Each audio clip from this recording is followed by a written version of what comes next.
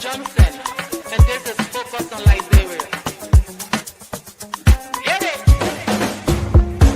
From Cape Mount to Cape Palmas, Mount Nimba to Atlantic Ocean, Obomi Hills to Pocondre, to educate, elevate, and promote.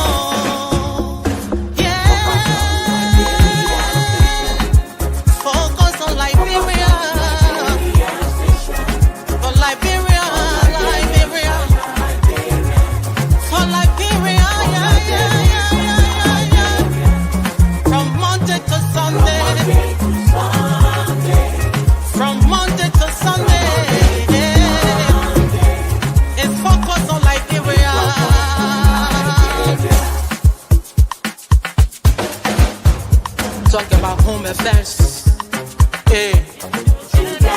in diaspora,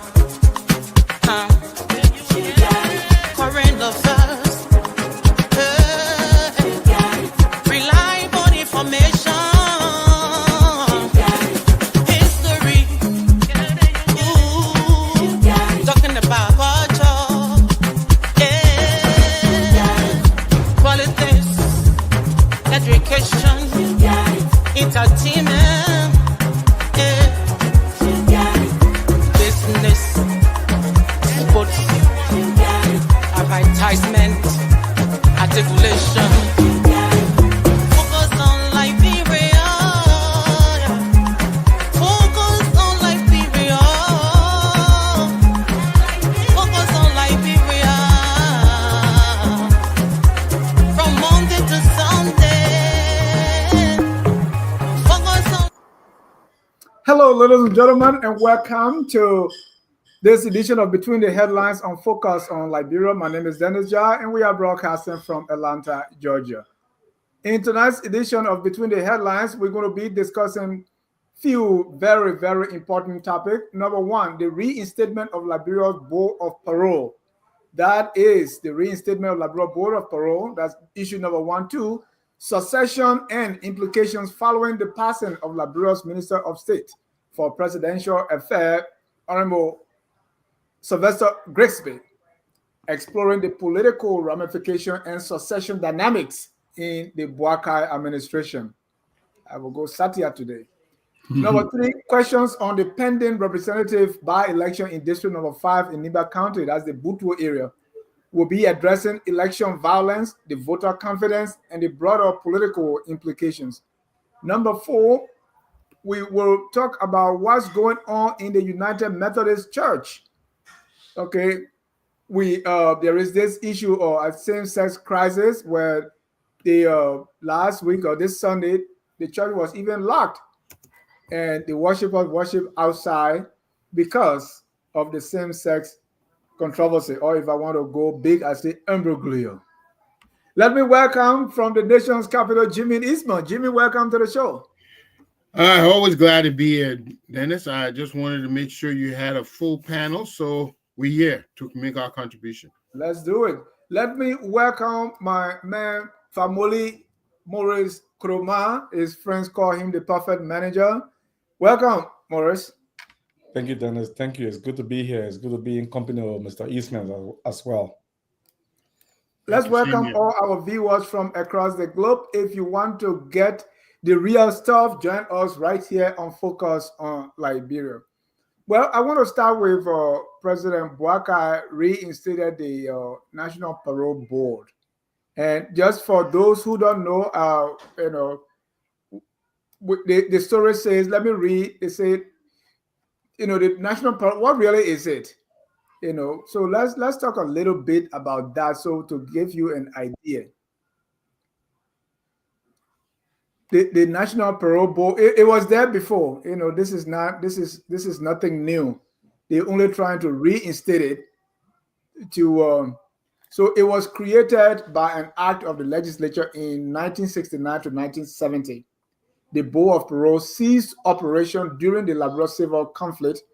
The collapse of correctional infrastructure and the absence of a parole system contributed to chronic overcrowding in prison nationwide. That's the Ministry of Justice speaking. They were thanking President Boakai for reinstituting the parole board. So what does the parole board, what do they do? They are, they are responsible to address things like parole. They will review eligible inmates for conditional release, implement structural reintegration programs so that those prisoners can be reintegrated into society, promote human rights within the penal system of Liberia and all the 9 yards. So that's what the parole board is all about. That stopped long ago. Now President Boakai brought back up, and the Justice Ministry said, we thank you for doing this. Let me start with you, Jimmy. I want to get your take and what are, what issue, whether this is the main issue that our prison system or the justice system face that President Boakai is trying to resolve here. Yeah, I think he was responding to a cry from Reverend Colley. And he was saying that, many of those lawyers and legal professionals that were involved in this process have moved on. And as a result, it has left this void. And so that the pre-detainees or the pre-trial accused people are not getting the necessary care they need. So I think by bringing in this patrol board, it will ensure that we giving everybody a fair trial and in humane, decent conditions. As right now, they're being neglected. So if that is true, we see a human rights issue in the making here. And if that is what we require to address the issue, then we should reinstate the board and should make sure that everybody gets a fair trial and they are treated humanely. I think it's a step in the right direction. Thank you, Mr. Kroman. Is the parole issue? I think the issue here is the pre-trial detention because we are intentionally crowding up this system. Is the parole business the issue here? I think it's a multi-pronged approach, and this is where sometimes I differ with some of my friends that are within the Unity Party. I think, as the president attempted to set up this parole board, he needed to look back at what are the issues first, right? There are 70% of the people that are in prison currently are pre-trial detainees. And the reason they are pre-trial detainees are not because they are convicted and sitting in prison waiting for some kind of parole hearing for them to go home, for them to be supervised through some kind of parole system, right? They are pre-trial detainees because they are not even going to court yet. And so they are not convicted. So technically, rather than set up a parole board, I would expect that the government would have, and I say the government in the executive branch of government, would have put some pressure on the judicial system to say, you can't keep all these people in prison waiting for a court trial.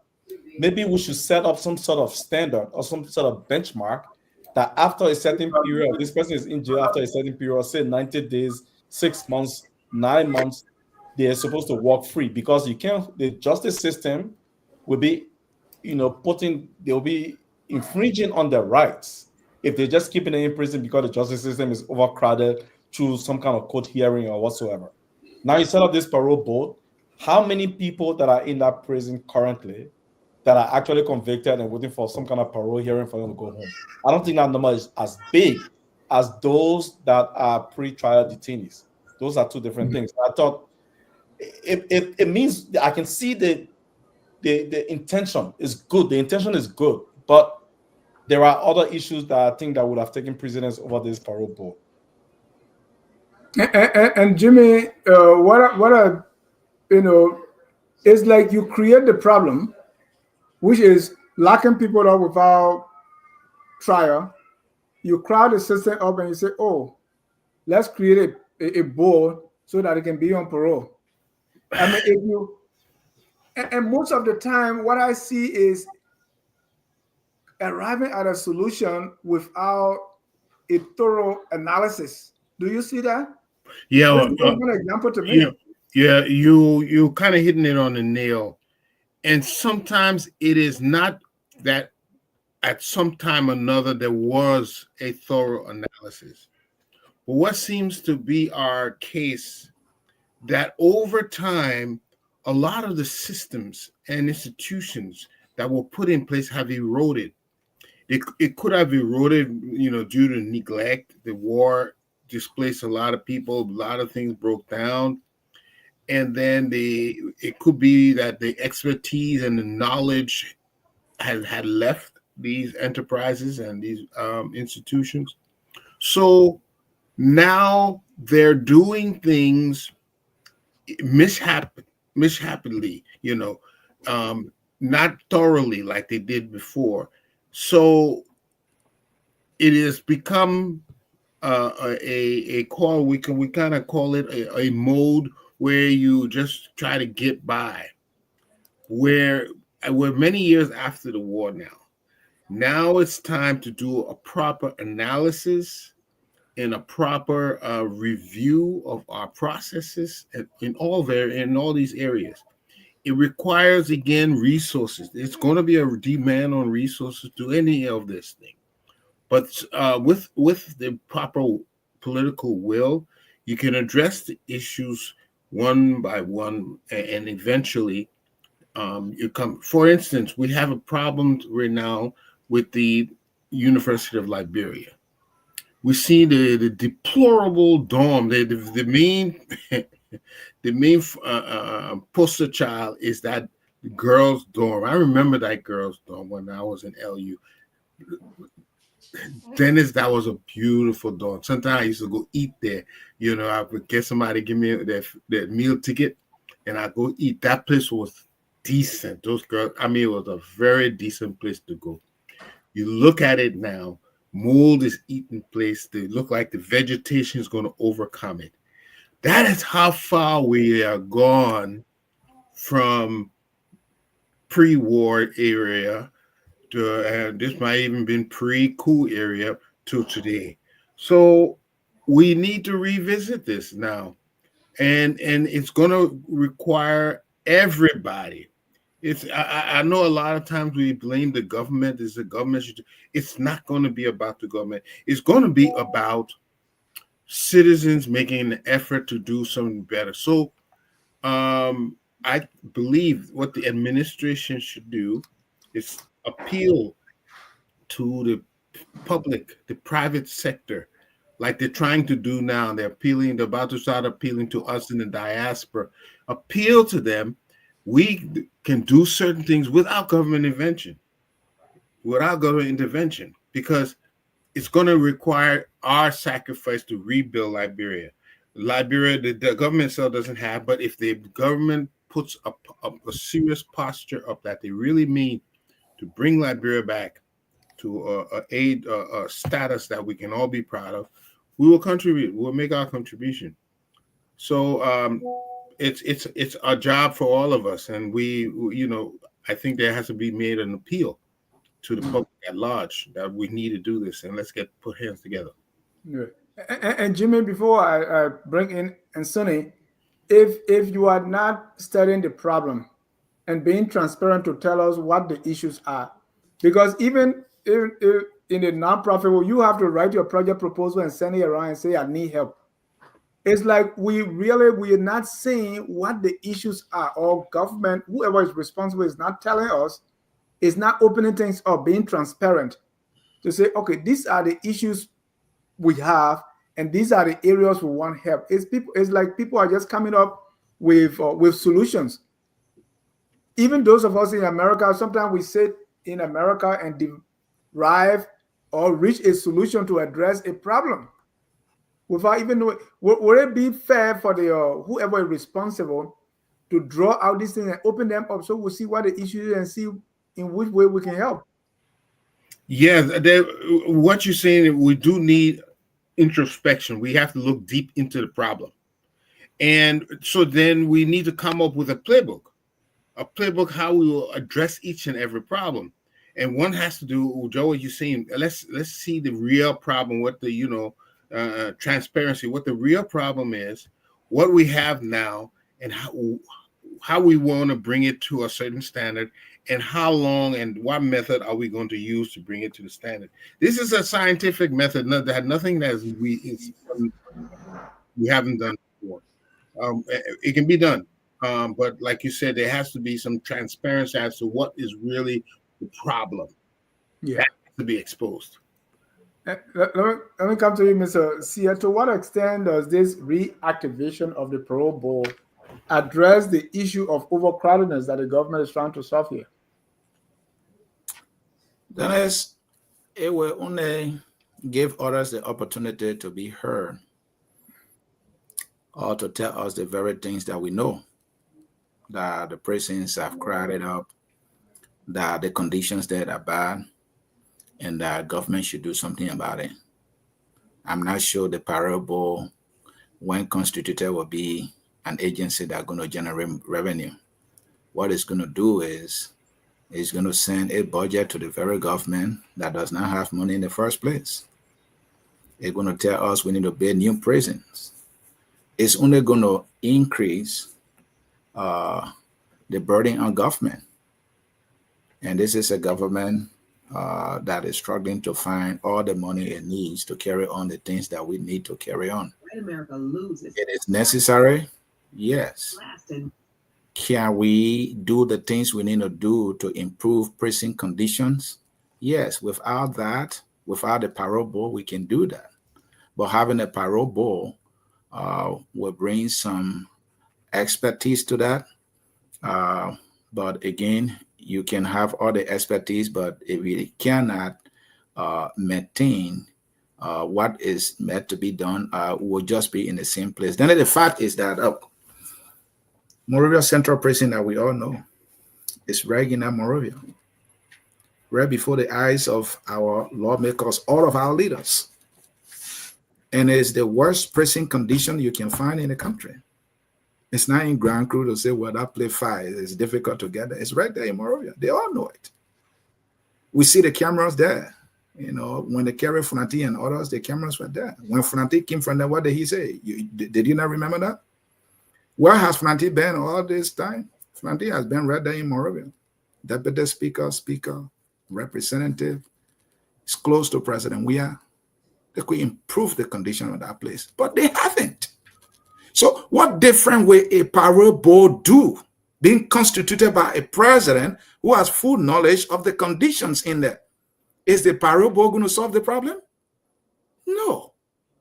He's just trying to create another job for other people, and now they have to be finding salary. I mean, look at Jimmy was trying to, provide a contrast by using the example of the University of Liberia. Should we be crying as a nation about our nation's #1 institution? To paint it, to maintain it is a problem. Then our president will maintain just because there's a parole board. We have a committee at the University of Liberia. You were there, I think the trustee committee, right? What are they doing? What's their responsibility? And we have the building cannot be maintained. The toilets, even the guest bathrooms, non-functional. The University of Liberia, the main campus, you see tent in that campus. Tent leaking. So Dennis, what good is parole board going to do? It's just another example to project that the president is thinking, the president is trying to find solution, when it is just a pronouncement that will not get us anywhere. The idea is good. Nations have parole boards. They are terrible prison conditions. Even in America, they have parole board. They have been talking about the conditions that people, even the unfair treatment of blacks in prison and all that. I mean, if the system said this is why they're going to keep, they're going to do it irrespective of the parole board. The people will do it. They have the criminologists and the community advocates and all that. They can say all that. But whatever the system is designed to keep in place, that's what will happen. And that's the situation we'll find in Liberia today. So constituting a parole board with not any help. It was only burdening government further. Another waste of time. Mr. Krumah, I think you are close to Unity Party folks. Is this all about jobs? No, I don't think it's about job. I think the problem, Dennis, is that I don't think we're putting a lot of thought into some of the problems that we're trying to solve. And I don't think it's a partisan thing. I think it's generally the country profile, then the sense the conflict ended. We always try to find quick fixes to the problem that we have. We've not been able to address any of the things that caused us to go to war. This whole thing about Parole, in my view, is about justice and the rule of law. The idea is for them to address some of the issue of justice and the rule of law and human rights condition. But it requires a lot of thinking. You got to really sit. You need public policy experts in the room. You need people that have national security knowledge in the room. You need all these different expertise to sit together and think through these processes and say, okay, this is what the plan is going to look like. And, the issue to me, Monrovia Central Prison has outlived its usefulness. Who's thinking about a way that we can address the issue about? So the way we look at prison system in Liberia, we see it as a discipline method instead of rehabilitation, right? So there's no program whatsoever. When a person goes into Monrovia Central Prison, you go in there as a punitive measure to what you did. There's nothing to say, okay, this guy got caught for stealing cell phone. What is his profile? How can we help to address some of this? So when he get back out in the streets, he can be a productive citizen. None of that happens. Long story short of the matter is that there are several layers of issues all across. Dennis, pick another area for to talk about. We will come back to the same problem about people not thinking through these problems as they're supposed to. I think that's what the problem is. I don't think it's basically a united party CDC thing. I think it's general. It's just everybody's struggling to get government positions. Some of them don't have the background, don't have the expertise, but they get on social media and they get 5,000 followers and they get appointed and they don't know what to do. And they get there cussing other people and insulting people all day and they get recognition. That's what it is. Government is attractive now. Thank you. Anthony, let me list some of before the show, I did a little research on our prison system to see what are the conditions there. Number one condition listed is overcrowdedness. It remains the most pressing issue in the Liberian prison system. Then you come to poor sanitation and health care. Those are dire challenges. Many facilities, they lack adequate toilets, running water, waste disposal system, you name it. And then there is this issue of legal and procedural challenges. There is inadequate legal representation. Many low-income individuals cannot even afford lawyers, and the state lacks resources to provide public defendants, right? Many detainees are held arbitrarily for extended period without trial, right? We also have the use of excessive force, reports of physical abuse and mistreatment by guards of the prison. You have the infrastructure issue, the impact on vulnerable groups, women, children, and persons with mental health issues. These people are suffering. And so looking at all these conditions, and say, well, let's have a parole board, even though you can walk and chew gum, but how does the parole board address all these concerns that I just raised? Dennis, and that's what I said, these conditions and issues that you listed, they are not secret. Our leaders know these issues. And I agree that the idea of a parole board is not new. It's good. A parole board is basically, a board that advocates for better conditions. A board that focuses on using our correctional facilities at rehabilitation centers, all right, to transform individuals to become productive citizens other than whatever criminality they were in, all right? And Maurice mentioned to also make sure that, their human rights are respected, even though they may have committed some crimes for being in there. So these are the things, and these things require funding. You mentioned the issue of, legal representation is not there. Even some people who cannot afford, when governments are going to provide lawyer, government does not have the money. So if you are activating or putting the parole board into place, you're telling us that you need additional manpower, you need additional resources that you already don't have. So I don't see how that will help other than to burden the government at this point. What the government can do is to first of all see how can you take care of these conditions with what you have in place right now. When I was in Liberia in May, I went all the way to Cape Man, passing by the lake there before you get to Rubber Spot. There's another government prison over there. It's a little bigger. It's virtually empty. Why they can't transfer some of those people there? You understand? So Dennis, these things are known to our people. The reality is that our government generates very little money, and then the capacity issue is a huge thing, and the attitude that people bring to work. This is something that I've seen consistently. I go to Liberia. The way people treat responsibility in Liberia work, then it is bad. It is the worst thing. Somebody treat a government job and say, "Oh, that government job," but they need it.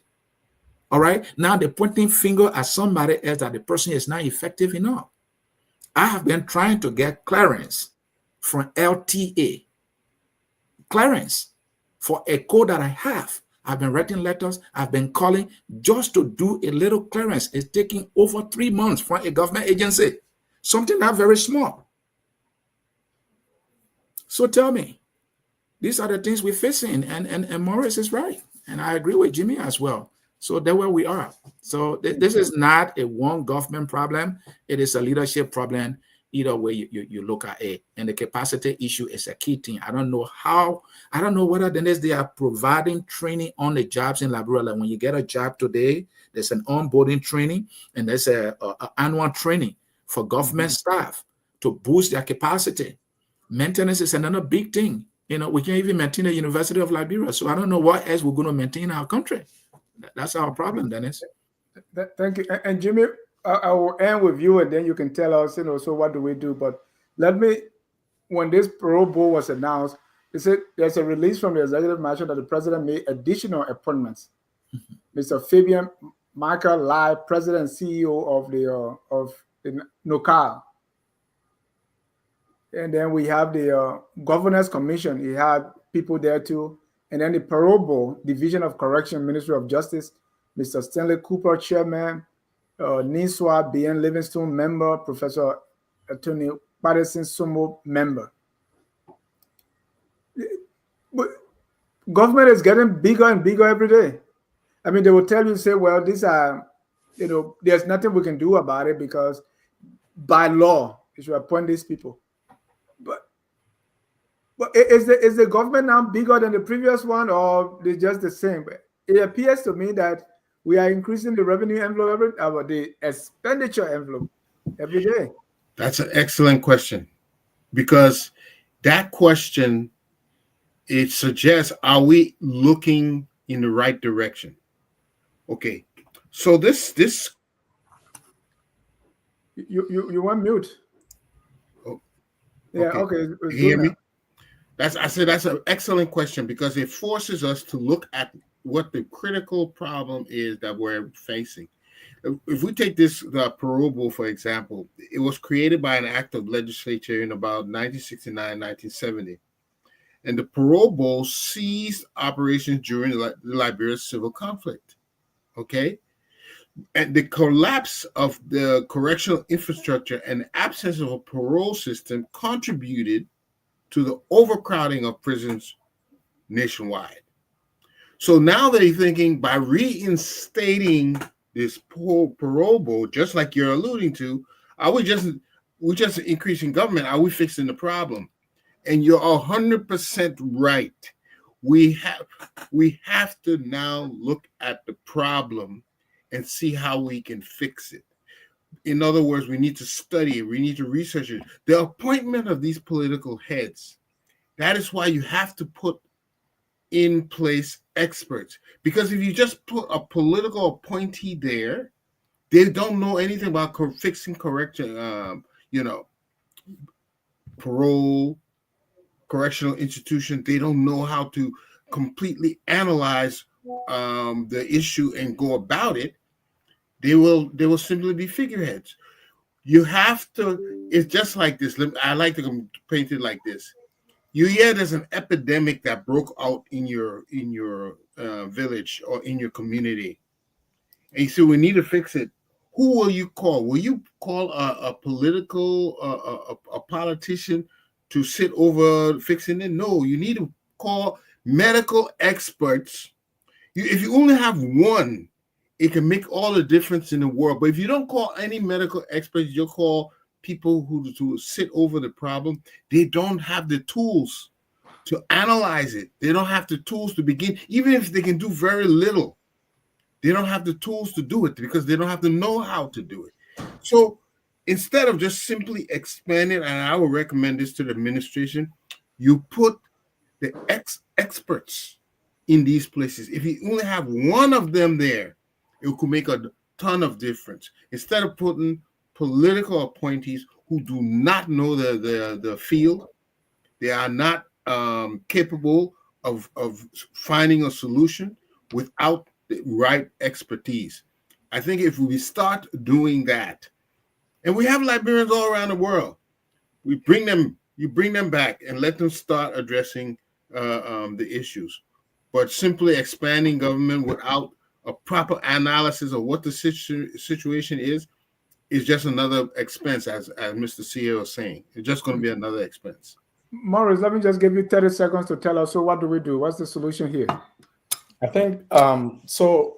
Part of the conditions you are listing, I wanted to just jump in there and say the one thing that I also do in my time that I work for the government that I pointed out, and I know it ruffled some feathers, during a critical meeting with President Saliva at the time, was that there were minors, kids that were under 18 years old, that was put in prisons with adults, and it did not go well with the Ministry of Justice at the time because there were development partners, including USAID people there, World Bank, IMF folks were in the meeting, and cabinet members were there, and the president was there, and I raised the issue, and didn't go well with them. But part of the problem was that I thought it was fundamentally wrong to have 10-year-old kids with grown men that are 40, 50 years old in the same prison.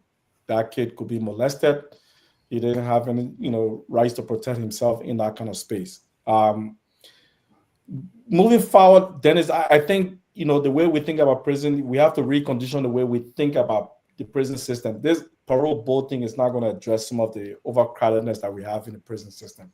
It's not going to address it. Unless we want a quick fix, and part of the quick fix is let's set up the board so we can accelerate people just come out of prison, just send them back. What's going to happen is you release them out of prison without any trial because you now got a parole board. They get back in the communities, they commit crime again, and they go right back into the prison again. So you increase recidivation. People sorry, I was missing my word. Recidivism in the criminal justice system. People get back in the community, they go back to prison. Unless we think about, justice and the rule of law in the context of people getting out and staying out. And for you to do that, you have to really sit and think about a whole cycle of how the person gets in prison, what causes those conditions, how do you address some of those conditions in the communities, how do you make sure that when somebody commits a crime, the person is getting some kind of treatment while they're in prison. Even if you just recruit volunteers, I mean, like Sia was saying just now, you can practically get volunteers from America that will go to Liberia and spend 1 month of their vacation. And every day they will go to the prison and do some kind of rehabilitation of some of these people. It's that easy. But the way we think about government is that everybody won't get some kind of payment out of it. But if you create a condition where you say, okay, every December we get 25 people that are working in corrections in America, they'll come to volunteer at a time, they will do rehabilitation of some of the prison people. We'll create conditions for people to get different ways. There are different models, different mechanisms. Unfortunately, it seems like diaspora is the worst enemy to some of our friends, back home. I've sat in chat rooms and, rooms with them where very negative things about diaspora. They say those who are in the rain and they go inside and wear dry clothes, they are more reluctant to go back in the rain than the people who have never been there. So if you escape the 9 to 5 here, you go to Liberia, you won't see anybody from here joining you. Let's go back. Let's move on to the passing of my Sino comrade, Honorable Sylvester Grigsby. You see, suffer when President Kogar was the president of the Student Senate, he was the sophomore representative. So they both have come together a long way. Now he passed. He was the presidential affairs minister, minister of state for presidential affairs minister. And our condolences to the bereaved family. And I say, on behalf of Focus on Liberia, we say, rest in peace, Honorable Grigsby. But we still got to discuss the passing and its ramification. Let me start with Mr. C.A. What does Minister Sylvester Grigsby's passing mean for the stability and strategic direction of President Boakar's administration? I mean, this is the number 2 man.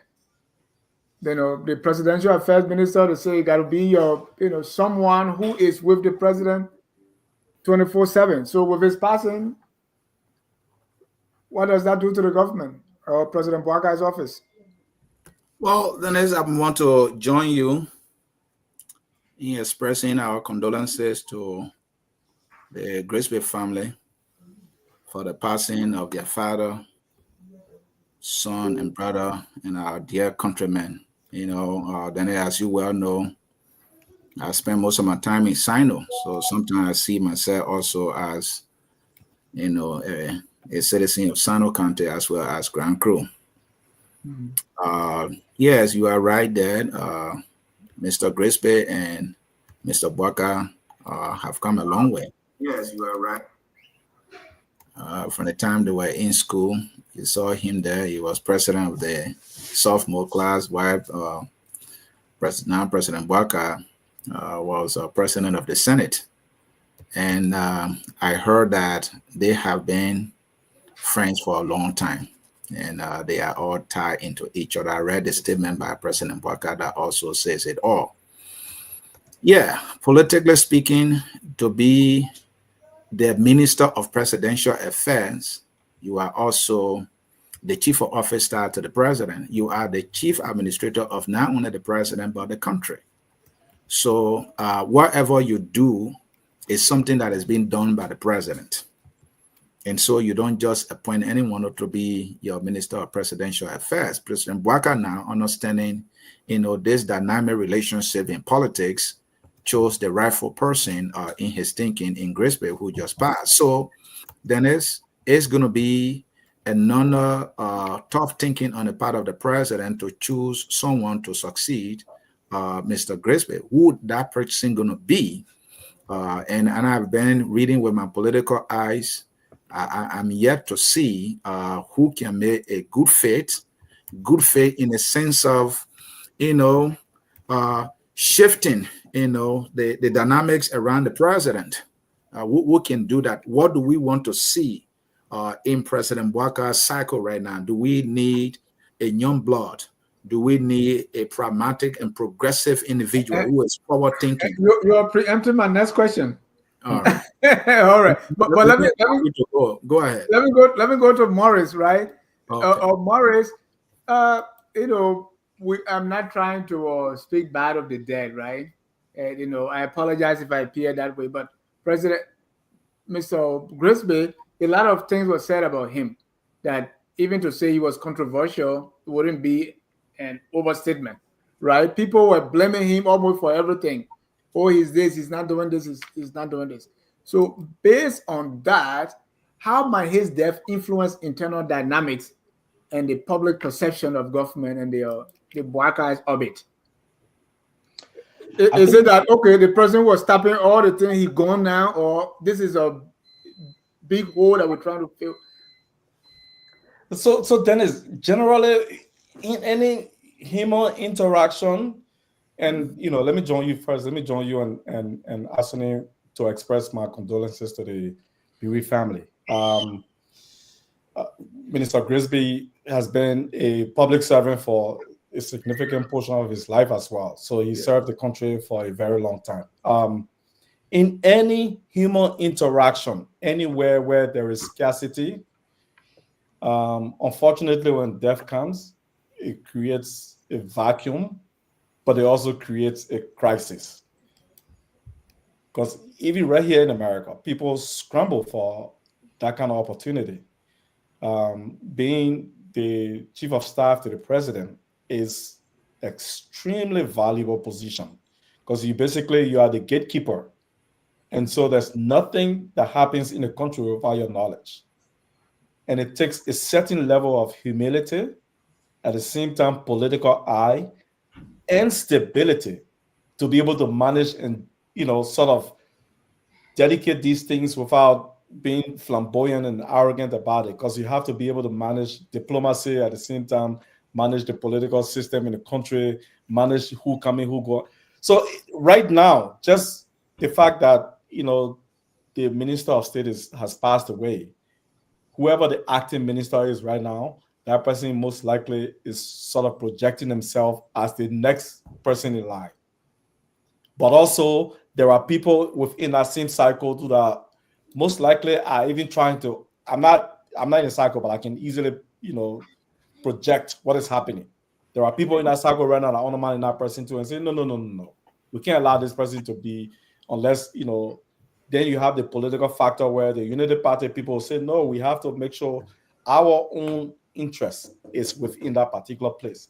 So there is some political battle going on right now. But the administration itself has to see the bigger picture, because governance is it's not just a political party issue. It has to be more than that. You have to bring someone that has, like I said, that have the emotional control, Right. that can create stability, but also bring some sort of technical knowledge, diplomacy, and all of that can create that stability around the presidency. We saw in the past where some former minister of state and all the controversy that created sanction and all that stuff. If you don't have that person that is stable in the mind, that can think through these things, sometimes that's what the effect will be. Jimmy, what criteria should guide President Bwakai's choice of a successor? Should it be generational change, or loyalty, regional representation, such as coming from Lofa? You said all the both people from Lofa, Jimmy. I remember that. Or should it be demographic reference? Well, what should guide President Bwakai's decision in that direction?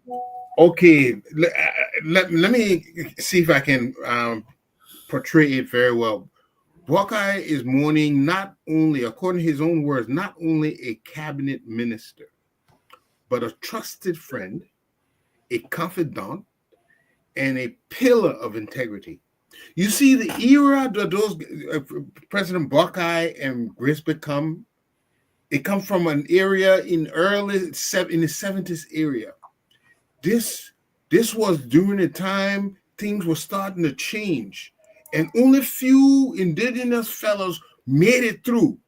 And these guys were stalwart. These guys were giants amongst the time, because regardless of the circumstances, they were able to excel and come up high, regardless of the dominance of the culture at the time. So and these guys were absorbed in the system, so they understood the system. So now, to find a replacement, you got to think about, there's a protocol of that presidential office. This man is the gateway to the president. Everything goes through him to them. So this is not a small position we're looking at right now. And that is why he put him there, because he knew the kind of man he was, came from his time. He was same level of integrity. And that's why he had that confidence in him. But who will he go to now? But Jimmy, before you go ahead, that level of confidence, everything that you have said already, how was that reflected into the work that Honorable Grigsby did? Okay, there's been a lot of because as we talk about somebody, the criteria, we should look at that too. If he had all this confidence, did he exemplify such trust that was posed in him? And so now talking about somebody to replace him, it is that same, Let me just say this. That will guide him. Let me just say,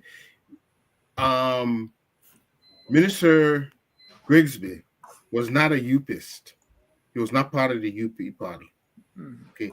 In fact, I think he ran. He was supporting what's the Communist Party name? Some other party. ANC. Yeah, during that time. But notwithstanding, Buckeye still handpicked him with all the buzzing of the UP party upper crust. He still handpicked him to put in that position. And that alone should stand for how much integrity this man has, that the man could trust him that much. He wouldn't. That doesn't just the President Buckeye doesn't just trust anybody like that. He come to the meeting, did he deliver? And so how would that President Buckeye use that? I would say he did deliver because he conducted the office in a way that didn't bring. So what criteria is going to guide President Buckeye to pick a successor? He's going to need somebody with an intense integrity, same way, that will not buckle when you see when he sees a little bit of money coming across his desk. He's going to need the loyalty, because that position, if you don't want the president to see something, he will not see it. So he's going to look for loyalty. He's going to look for integrity, and he's probably going to look for someone who knows protocol. Because that office you have to know protocol if you're going to. Will he look for LUFA or regional person? I think he will go beyond this. Right. This is not, I don't think he'd be going to look for a tribesman in this case. I would think he's going to be certain deeper, much deeper than that. Thank you. Mr. C. Same question, but I'll go a little further to say, in what ways might the choice of a successor influence the trajectory of reform, of reconciliation, and governance in the Buckeye's administration? Same question to Jimmy, but I'm building another layer on top of that. Yeah, Jimmy, Jimmy said something, but to your question, the one President Buckeye picks will actually influence things, if not in a significant different direction, then it will be a more progressive direction. But if the pick turns out to be bad, it will slow progress and it will be on a snail pace as I see it right now. Now, one thing I know for sure President Buckeye will be looking for, number one, is loyalty. Somebody he probably must have, develop serious confidence in. Who will be able to be a steady hand in his eyes, who will have that mastery in terms of control. Jimmy mentioned diplomacy. That person must be a little more diplomatic. But, it's hard for me to tell President Buckeye being a highly traditional person, his personality being a cool-headed person. Maybe he might be, because as I saw Grigsby from the distance, maybe this man was a steady, experienced kind of hand, who was so quiet, some devious thing, to some extent, maybe for people who were close to him. I see President Buckeye to be that kind. So if he's still comfortable with such a person, then of course he'll be looking in the past a little more. But if President Buckeye is saying, no, I see a country in transition, I see a more useful population, let me connect, my generation to a generation of predominant Liberians who are young, let me bring somebody pragmatic in, then of course we're going to see a different shift in a cycle. And I can't predict what's going to happen, but I'm hearing that, somebody that Rabba Monsieur Pade, a firebrand, of how should I pull it? Is it pragmatism when it comes to politics? This is a man who wants to show something. Whether he has it or not is another thing, but you hear it from his voice. It's a different thing. Let me correct you. He was Robert Monsieur Pade during the Weah administration. Now he's Robert Wilmot Pade. So he's just trying to take out the crew part of it. That's I think the comrade has been dynamic. During the Weah time, he was Robert Monsieur Pade, our good friend. We were here. He had the opposition perspective. It was Robert Monsieur Pade. Monsieur, he has his southeastern side, his crew side that he talked about so profoundly. But he's a traditional guy who is also from Lofa. But to your point, I think President Bwaka will go beyond just looking somebody from Lofa. If that person he feels comfortable with will come from Lofa, so yes, he will appoint that person, and I don't have problem with that. But if he finds somebody he feels comfortable, comes from Sano, comes from Grand Crew, he will also appoint, just as he did with Grigsby, given the long relationship and trust and covenant he had in him. You heard in there, he said this is a covenant. This is a dedicated public servant, a friend, he called him. Should he go for that same covenant person, loyal person, or should he go for somebody who said, I need someone who will really disagree with me? And let's look at Honorable Grigsby, right? We remember the how they call the group, Social Security, the cars. Mm-hmm. We remember the yellow machines and almost everything that happened within the cycle. They said, well, it's not President Bwaka. That's the people around him, and Honorable Grigsby was the one finger being pointed at. Do you think President Bwaka is looking in that same direction? Somebody to blame for all the things that Bwaka is not able to get at? If the question is for me, I would think I would think most likely. Look, you see, all of these things that been through at that were being thrown at Grigsby. Did you hear anything from him? He said nothing. He's similar to President Bwaka. A lot of things being said. How often do you hear the president to respond to criticism?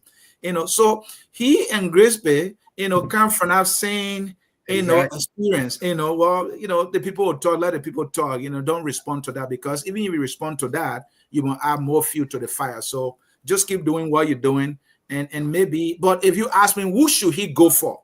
I want him to go for a fresh face. Somebody who would do the office work, but at the same time is prepared to go into different territories and cause some problem, and then maybe from that problem we will find some solution. I need somebody new, a much younger person, pragmatic and progressive, who will run the office of the president so that the old man can live by. I didn't like the idea that President Bwaka is an old man, then he had another old man just because he served as Minister of Presidential Affairs before. We have Gafran, who served as Finance Minister before. He's Finance Minister now. What difference is he making? I don't see any different. I just see the same thing. So the whole thing that because this person been there before, so let me put that again. I don't see how it's helping us. But again, the decision at the end of the day lies with the president. Let me come to Perfect Manager. Perfect Manager, same questions I asked them, but let me lay another layer. How transparent is the process of selecting a new Minister of State for Presidential Affairs, and what role should the legislature, the civil society play in scrutinizing the appointment? You think President Bwaka is going to open things up so we get the cream rises at the top? So, ideally, the appointment of any minister in the government is strictly the prerogative of the president. That is clear-cut. However, I've seen indications, at least out of my experience, where not for the Minister of Presidential Affairs, but for other positions like the GSC, the civil service, some other position, I don't remember, that Ellen Johnson Sirleaf sort of opened it up for people to apply, and they were scrutinized, and she received 3 names of the highest score, and she appointed whoever she was comfortable with at the position. So I've seen that. That's an option, even though the president has the authority to make the appointment. Now, when you think about the Minister of State, like Anthony said, you need that individual that the president is extremely comfortable with, but you also need that person that has some level of politics, they have stability, and they understand the dynamics within the country, because you're navigating a lot of different things. I don't expect the president to put that position up for people to apply, for him to take, I don't expect that, because there will be conversation in the room with the president and people. The president has to be comfortable with that person to say the conversation is in here. But people can apply and still pick the one you're comfortable with, right? So if you don't know the person, if I don't know you, Dennis, I can't bring you in that kind of cycle with me to have conversation about national security, about sensitive, economic decisions that I don't know how many other people that you're going to have a conversation with after that. So I have to be extremely comfortable to know that Dennis is in this room. Whatever we say in this room is going to stay right here. It's not going to go out. We have a very common practice in Liberia where we leave our workplace and we tell our best friends and we tell our significant other, oh, I had a very big meeting with the president today. President, come and fire 5 people. And right now I'm looking for somebody to replace the people that, stuff like that, because we want to make impression over our friends. I do believe, honestly, that President Boakai will think about the point that Asuni also raised about young versus old, but you look at all of the dynamics. The older person brings stability. They bring some level of trust. The younger person brings new energy. It speaks to the generation of the future to say that the president mean well. He wants to see the country transition to a younger generation of people. So I think all of that is going to play into it. I'm not sure if the whole local country thing will play out. No disrespect to Robert Pade. I can see him as an effective minister of state. He's a rabble rouser, in my opinion, but that's just me. You need a person who is able to be stable. Just the perfect example that Asuni said was that in the midst of all of the yellow machine controversy and all of the social security noise, nobody heard the minister of state say anything. Was that a good thing? Yes, it is a good thing. It's definitely a good thing. If you get someone who's a minister of state who is eager to rush to go and justify that the president is in the interest of all Liberian people and the president is the best president ever in the world, that person is just sort of creating so much controversy. That's the reason why you see people like Nathaniel McGill did not do good well with George Weah, managing George Weah's office. You need a stable person who is able to take so much beating and just look at it, it's not even existing. That kind of person you need in the Ministry of State. Not someone who can have call press conference. Not someone who can. I'll tell you about the late Dr. McLean, a very, very, very professional old man that so many people learn from. But you never heard of him anywhere. You never heard him go to any ministry, never had a press conference, unless you go to that place he will sit down with his son, sit down, let's talk about this thing here. And he will ask you 5 questions that will make you, when you walk out, you will think twice. Well-educated man, very seasoned, but you don't hear from him. You need that kind of stability around the presidency. Otherwise, it takes value away from the president. Thank you, Jimmy. We've had President Boakai for some time now, so at least we can tell which direction he's going. And I was one of those who, when Hon Grigsby was appointed, I was one of those who criticized him from the start. I'm saying, the two of them are old, so you need somebody who, the two of you can go somewhere, and then two of you can climb the stair at the same time. So to me, that was a bad choice. Looking at, and now what has happened. He was sick. I don't think the government was transparent about his health conditions. And then he passed. I think the government owes it to us to tell us what's going on. Even though Morris being quiet, we saw that 6 years from President Weah came talk to us. President Boakai is even stepping it up. Sometimes I wonder why is President Boakai, learning from President Weah to do those things. But that aside, knowing President Boakai, from what you know, where do you think he's going with this?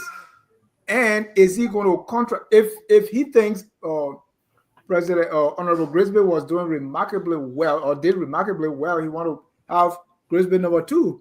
If he thinks Grigsby did not get to that point, he may want to change course. What will Boakai do? I think one of the safe choices for him will be Anthony Kesseley. Because Anthony Kesseley has been in the vanguard of this UP for a long time. He's not a UP. Yeah. I think his dad created UP, right? Back in the day, right? Way back. So he's someone who's been in the mix for a long time. His cousin, maybe the Anthony. Bianca Selly. It should be Yeah, like Yeah, uncle. either his cousin or his uncle, one of the two of them. one of the Yeah, two, uncle. right? So I think he will be a safe choice, and also maybe Augustine Corner. You know, I see him going. I think he's leading to somebody. Another very old man over there. Very Yeah, old. so all you guys, I thought you were going to say, Ahmed Salif, right? Because if we look at the Bwaka orbit, I do not believe these guys have produced any good result. And you are saying, let's stay the course. That's basically what you're telling me. I like your choice of Ahmed Salif but we know him. You see, how much do they know him? You know, besides knowing you, you know, they say before you go up, they used to say that in corporate America, before you go up, it's not who you know, it's who knows you. Somebody in that upper circle gotta say, no, this man is good. He has this trait before they went and they go and pick you. And does Ahmed have that? Are they familiar with him? If Ahmed is anything like me, nobody knows me for the past 20 some more years. I'm not even been there. So somebody's got to know you. Ahmed had been in the background with being in the background, I believe. But go ahead. Okay, let's go around the room and put for some names. Yeah. So Maybe those are the two I'm thinking about. Jimmy say, I want to hear from Maurice first. You know, he's been close to the United States. Anthony, have better information. Yeah, I mean, I don't think it's gonna be someone like Ahmed. I mean, yeah, Ahmed is definitely qualified. He fits the profile. He will do an amazing job being, Minister of State. But unfortunately, the way the politics work, it's not gonna be him. I'm sorry, it's just not gonna be him. Okay, It'll be someone within the Ministry of State. Most likely, it will be Mamaka Ability. It will be the Minister of Lands and Mines. I think who pay? Women pay. I think those are the people that are competing right now. Just from my own, where I sit, I think those are the two people that are competing for the position. And can women pay even relate to him? It doesn't really look relatable to me. I've not met him, but he doesn't look like somebody. No, women pay has a certain level of integrity that is needed around the presidency. Okay. I can vouch for him. We don't agree on the politics, but he has a certain level of understanding of the Liberian political system, and he has a strong level of integrity. I think those two things makes him an ideal candidate for the position too. So Mamaka Ability and Mamaka, I think, is the current acting. I think she's the current acting Minister of State. She has the ears of the president. So your choice will be Women Pay or. If you ask me, I will put Women Pay over Mamaka any day. Mr. C. Yeah. Dennis, Ahmed Salif makes an excellent choice for a Minister of State for presidential affairs. Ahmed is thorough in his thinking. He has the temperament. He's relatable. He understands governance. He understands the law. And if you are a minister of presidential affairs, you must have some deeper understanding of the law, and I think Ahmed does. And Ahmed understands how the world works. All right. And this man has been a teacher. All right. So that skill, puts him in a better position to relate to other ministers or cabinet ministers in the government. And then when you come to doing the book stuff, the paperwork, that is Ahmed's strength also. Ahmed will stay all night to read all the documents. Ahmed has that analytic skills. He will analyze all the dynamics and put all the things before the president. Now, that makes him an excellent choice. At the end of the day, the president will be making decisions based on politics. He will not be making decisions based on, of management. And that is the sad part. If the president said, look, I need a manager, someone who has political understanding and can manage this office, an administrator, You want to talk to Amen. You want to bring Amen there, because when the internationalists come to the president to talk, Amen will understand the language. If the ordinary minister comes to the president's office, Amen will understand that person. Now, Amen taught campaign style of President Bokar in 2017 when he ran. This is somebody they know.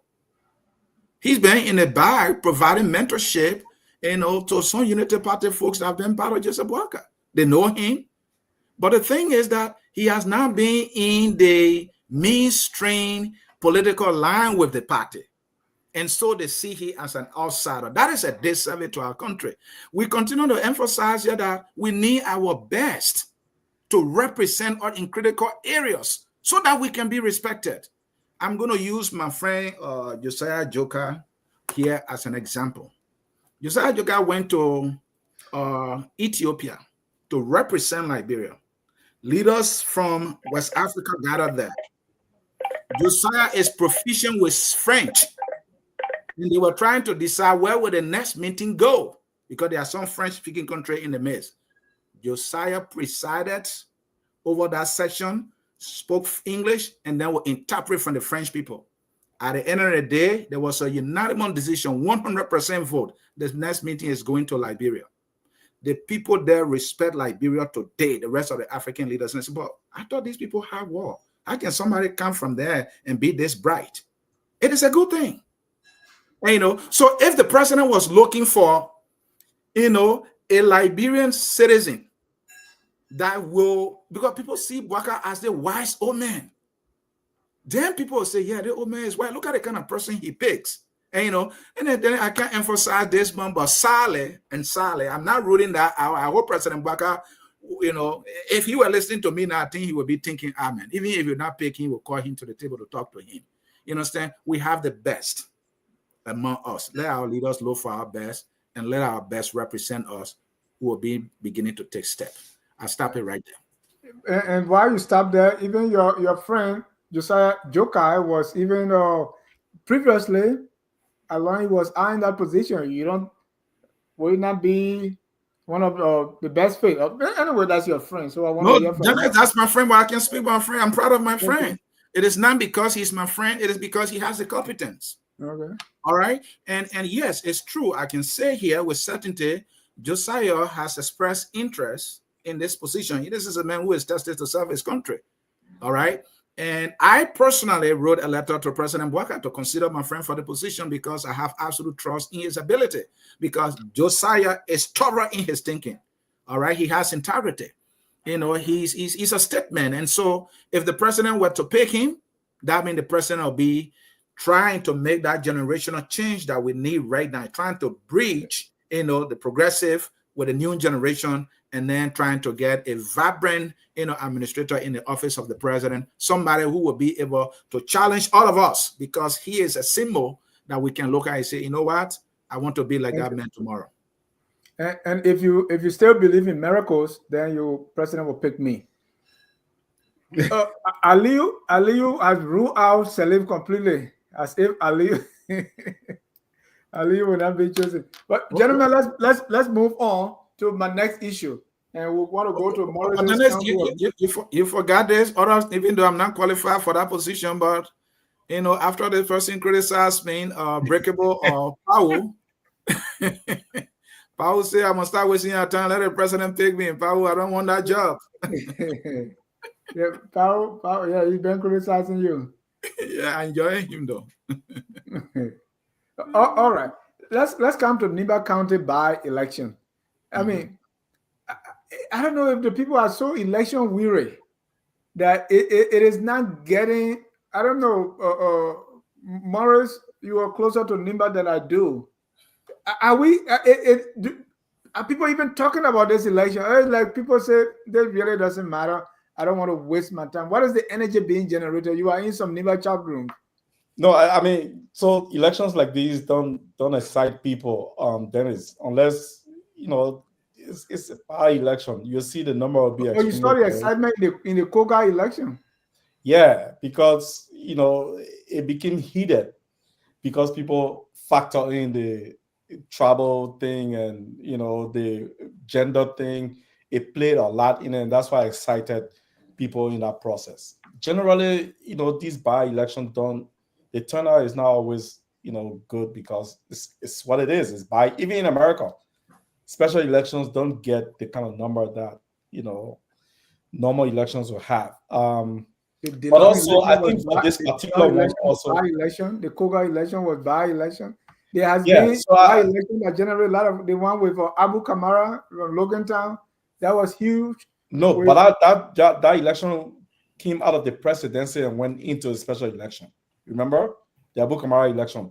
But I mean, besides all of that, though, this particular election, I think the candidates are just not motivating at all. They just don't have the message, and that's why sometimes I say we're not selecting our best. I was in a chat room today with Cole and some other people, and I was telling them that some of the representatives that we have don't even understand why they're representing the people that they're representing. Safoko, Yeke Koluba, Capital Green, whatever I don't know the guy's name. I only hear people call him Capital Green. People like that you bring in the room and say, Green. His name is Papi Flomo. oh, okay. Yeah. And his name is Color Green. Yeah, Color Green. I'm sorry, I thought it's the Capital Green. But you see, it tells you how much I don't even know the guy. You put those people in the room, Dennis, and ask them, what is your goal for the district that you represent? They'll probably tell you that they're building bridge or they're building a market or they're building, something that is either look like a clinic or something like that. I think Yaka Koluba has been able to articulate, very well. Yaka has only been a controversial lawmaker. What has he articulated? Can you give me some examples of it? Because I'm really interested in hearing what exactly. I don't want to speak for Yaka, so go ahead. So, people have seen the politics of Yaka Koluba and they're trying to follow that same trend. The Safoko man I'm talking about is pretty much the same thing. When the Capitol rioting was happening, he was one of the first people that were threatening to burn down the place because they see that's the politics they see other people doing. They're getting the public attention, so they take the same trend. The guys in Nimba County right now that are running, most likely somebody will win. But yeah, man, I don't think they are up to the task of articulating exactly what it means to be a representative for that district. It's just like nobody cares, really. It is what it is. I think also people know that either the former representative who's a senator now or the vice president have either handpicked someone to be the successor, and so the interest there is not as much as it's supposed to be. But Morris, before you pass the mic, there was a recent outbreak of election-related violence in Butuo. I don't know if you follow it. What were some of the root causes? No, I didn't follow it. I'm just hearing about it, but I'm not surprised. There's violence there, and you think Kogar is able to influence that election? I think so. I think Kogar is that district. Kogar had got it on lock. That's what I'm gonna say. He's well respected in that area. And I think whatever he selects, I'm hoping that he and the vice president on the same page. If they're not on the same page, then probably that would have drawn some attention to it. But I suspect they're on the same page with whoever their replacement will be for that position. Jimmy, do you know anything about this election at all? Very little. Very little. But and why is that? Well, and let me even preface it by saying, these are musical chairs they're playing, right? Somebody's a senator, they run for representative, or somebody's representative run for senator, create a by-election and another by-election, and keep going that circle, right? And we're spending money for this election, and the result has been the same. Kogar danced away to be elected, and now it's like, I don't know if the people are feeling the way I'm feeling. It's like nothing is going to change. So what's the point? Well, to tell you the truth, when it comes to that, I have to agree with Kromaya. It's whoever Kogar taps to be his replacement, because right now they have a certain momentum going already. Okay, so Edith can't come along and do anything because they will go against her. either Congo. In that So kind of district. yeah, so they will they will keep the status quo. It's just a few months. They already know who's who. So they will not wander too far outside of the past decision they made, you know. So I don't see them. Who exactly will be picked? I can't tell. I don't know the people who are contending. I don't even hear about any. I know there are probably some people going around passing behind the back door now to talk to these people. And do you know the election is tomorrow? It's very not very popularized, is it? Mr. T, you were in Monrovia, Did you hear anything? I didn't pay much attention, and I don't really have interest in that election actually. For it's not going to do us any good as a country. It's not going to do Nimba any good in the first place. Whoever gets that position, his life and his family life will be better. Just as he has always been with most of our elected officials. When they get the position, is for they and their family to do well. And another side today is that the big political parties have been doing this thing, and you and I have been, criticizing this, that they will choose a representative to run for the Senate when they are crying they don't have money, and they will support that person. And now when the person wins, then we have another election. So we are having two elections to fill a single position. That is how it appears to me. I don't know where is that kind of thinking coming from. That's the Unity Party thing. That's what they've been doing. The CDC did the same thing. And this is what they continue to do to us. Someone is a representative. They're not accomplishing anything. There's no legislative achievements to their name transformative enough for them to go to the Senate and make a difference. When Kogar got elected, when he came to America, I saw the man dancing, the same dance he did before getting elected. He came to America, he was dancing. He met a few local officials, they took pictures, and he went back. Yeah, the Kogar dance, and he went back, just took picture with few, local officials there and went back. Look, I don't know how they continue to do this thing to our people. I think this by-election thing should be curtailed. We should have the superintendents elected, and the superintendent can appoint somebody, to complete an unexpired term of any elected official in the county. It will save us money. I mean, Morris, think about the kind of money they're coming to spend to pull one, person in there who is not going to do anything good for the county. It's a waste of time. This election we're talking about might cost pretty close to $1 million. There are schools in Nimba that are in terrible shape. We could use that $1 million and fix those schools. All right. And the superintendent could appoint somebody for them to go there and just put their hand. Oh, yeah, that's all. We need to think about these things in a more serious way. And to see us doing the same thing over and over is just sad. And Morris, I want you to close us on some electoral reforms.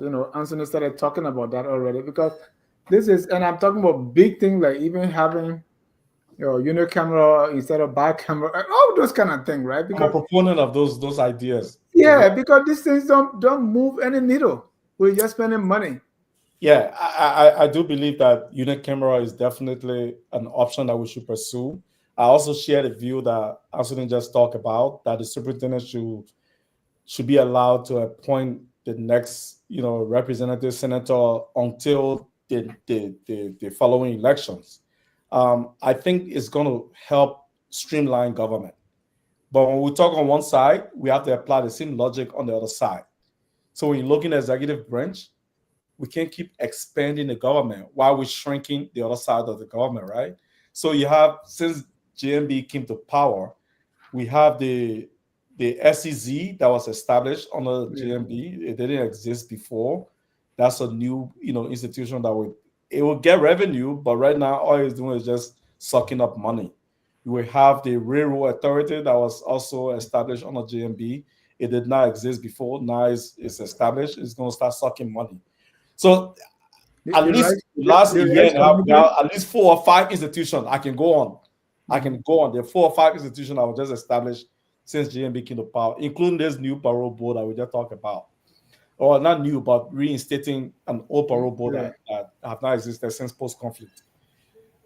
Some of the intention is good. We say we want to do good governance, but if actually is this good governance impacting people's lives negatively only because we want to adhere to what Western culture calls for us to do?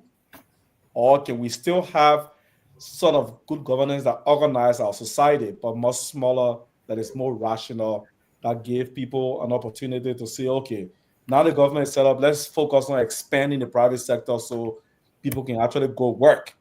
Not everybody just focus on the government. I think, yeah, shrinking the government is something that I'm a big proponent of. And those two ideas, a unicameral and appointing a senator or representative for the remainder of the term, it makes a lot of sense. It saves the government a lot of money. Thank you. And since Kogar going to post somebody here and that person, maybe we'll go to Kogar, we say give us give us somebody. We don't want to waste time here. These are really serious issue that the government continues to grow. And that's money. People that are not bringing in money. I mean, I was just thinking about Nuka the other day. They just appointed. I mean, it's just you have rumors that maybe you have oil. So somebody said, let me give you something so I can check. Soon the person gave you something, you set up this huge bureaucracy. The person have this number of cars. They want to say, in fact, I need car for the weekend, I need car. I mean, where does the thinking come from? Dennis, Nuka got money. Don't just forget about the suspicion of oil. Nuka is selling data. This is something a lot of people don't know. Right. They sell data and they make money out of it. But the problem is, we're not able to look at that money and say, okay, whatever income that Nuka is generating, a portion of this money, 15%, let's take this money and put it into an escrow account that nobody can touch in the future of the country. You get it, they point it, they just use it. Everybody, 20,000, 50,000, we'll keep going. That's the scary thing, because we are not thinking about the next generation. No, we don't. I mean, if you sell all that data, you sell all the stuff, everybody come and they just dig everywhere to find something. Yep. The other guys say, hey, if the road from Comna to Salala will be paved, let's sell Wologisi. You're talking about a country that will exist for the next 1,000 years. You want to sell everything. I don't care. The other guys that came on and I was very, maybe little undiplomatic. When people started saying, hey, when they want to give us, Trump want to send prisoner to Liberia, let's do it so we can get money. Yeah. As if the other money we got, we did anything with it. Yeah. Anyway, ladies and gentlemen, if you are just joining us, this is Between the Headlines and Focus on Liberia. We are discussing some key issues here, including the parole board, Hon Grigsby's passing, and the implication of finding his successor. We talk about the Nimba County by-election District 5, that's the Butu area. Now let's talk about one last thing, and then that's the problem in the Methodist Church, right? Same-sex crisis.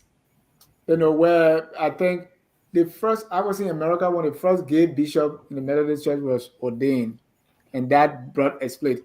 But the Methodist Church is not new to splits, right? As a result of this kind of thing. If you go as far back as the days of slavery, slavery brought about those kind of things, right? By the mid-1800 pressure, let me read some history lesson here. By the early to mid-1800 pressure from Southern members led to the dilution of the anti-slavery rules. They had those rules in the church. Ministers who owned slaves were tolerated, and the church often avoided taking a public stance for fear of alienating Southern congregants. The compromise could not hold indefinitely. They had this compromise. Then guess what happened? The debate over slavery eventually split the church. In 1844, the Methodist Episcopal Church divided over the issue, forming two bodies, the Northern Methodist Episcopal Church and the Methodist Episcopal Church South, right? Then coming to segregation, racism continued, and that's how you found out that the African Methodist Episcopal Church, from which Moravian College, the group that started Moravian College, that's from that same segregation. Then it came to ordaining, women prelates, bishop, People say, no, we can't have women to preach. They can be deaconesses, they can play. And those things do cause controversy. Now we are at a point of same sex. You say, well, people same sex, they can be bishop, they can be anything. Others say, no, the Bible, if we can have this, then God need to apologize to Sodom and Gomorrah. And all these things going on, right? Quite recently, the church, they had a service outside because of that same controversy, where they are saying the bishop is trying to impose that on them, saying that marriage, the definition of marriage is an agreement between two consenting adults. Before, it used to be between a man and a woman. They say the bishop is trying to change that. So when they protested, they lacked the building and they were having their church outside. And I enjoyed the outside service too, even though they were on camera and it looked like they were, they were enjoying the publicity. But this is how far the church has come. Jimmy. Yeah. This is an issue. I mean, where do you think it's going? Because like, I gave you the history, right? Is it going to be the same way with the slavery, with the women? People will split, people will go, people will kick against it, and at some point it becomes, the norm. I don't want to say this thing is anything akin to slavery. Slavery was an inhuman treatment of a human being. This is a matter of choice, what they are choosing to do, and I've seen this occur in the Episcopal Church. It leads to a split in the church. There will be a split. Some people will not accept this thing completely, and if they have to, they will completely go to another church or form their own.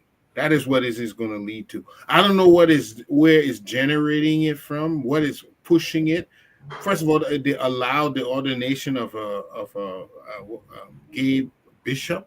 That they should have known that where the problem it was going to fester from that point on. A few years ago, this happened in the Episcopal Church, and I'm telling you that it leaded to a complete split down the middle. People disassociated themselves, and what we see today are two different churches. Okay, and so that's what's going to happen to this the Methodist Church. What I don't fathom is what is the motivation for them to have appointed such a man to that church. I'm not going to be a judge here. It's easy for me to say that the doctrine I've read is completely different than what they're saying. So I'm not going to insert that, but I'm going to say, what is your motivation for having this in your church? Yeah, it's because all I'm saying, you can't stop somebody from coming to church because they're sinners, because everybody's sinning, right? So why are you saying, other people should be put out because? No, it's not a matter of being put out. You talking about somebody is saying that this action, this sin is acceptable. And it's not that you're saying sinners will not come to church. Church was created for sinners. Right. But you're trying to say when you have an openly gay bishop or something, you're saying that his behavior is acceptable. And that is a completely But there are bishops that are liars, there are bishops that cheat, there are bishops, so how are we going to determine? But we're not, but they're not saying that the behavior is wrong. If someone wanted to say, like Anthony said, like to womanize, okay, he not telling you he's an angel, and he knows his womanizing is not the right thing to do. But at least he admit what it is. These people are not saying that this thing is a sin. No, but how does God look at it now? How does God look at all of them the same sin? If you read Numbers, and I think it's in Leviticus too, this is an abomination. That Old Testament, man, Jesus spilled it all. The New Testament was just the manifestation of the Old Testament. Okay, it wasn't there to contradict it. It didn't contradict, but it fulfilled. Now, Thank you. It's just there to fulfill. So no, that's the understanding I have. But I look at it from a different. What are you gaining from bringing this thing in the church? Why? And that's why I don't understand. I say, well, it's the devil's at work again. Thank you, Mr. CA.